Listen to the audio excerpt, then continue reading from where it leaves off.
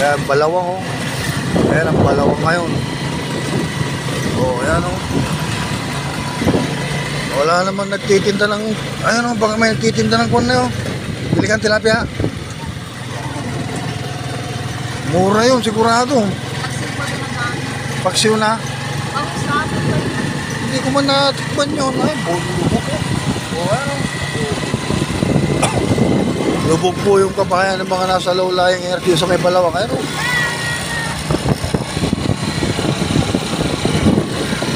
Ayan. Lubog po talaga rito yung mga low-lying areas dito sa may Balawang. Pero yung mga malalaking bahay, may mga up and down, okay lang.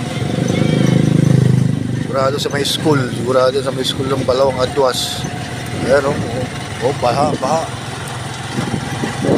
Ayan o.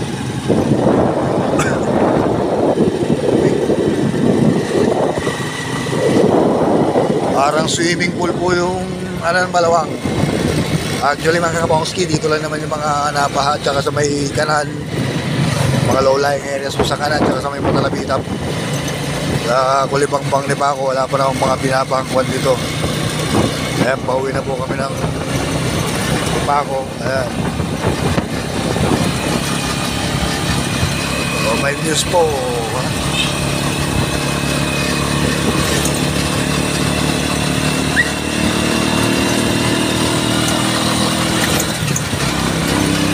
Makikita nyo naman po mamaya yung pinakakuha ng dike.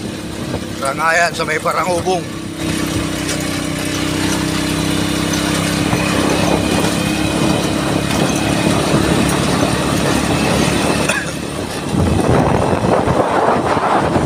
Napakadilim ng kalangitan, my goodness.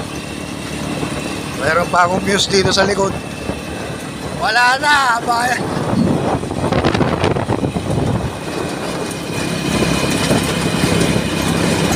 Para ba yun? Isang dam ba yun na? Gusto mo, atid ka? Huwag na, uwi na tayo.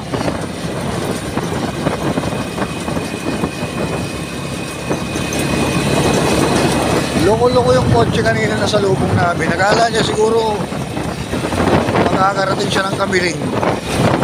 Eh, doon pa lang sa may Mabilang, wala na. Loko-loko lang ako, hapangan ko yun eh. Babalik at babalik dito yun eh. Matapat sa amin, binilisan niya yung kotse niya. Pinabasa tuloy ako. Lapit na tayo sa may Parangubong.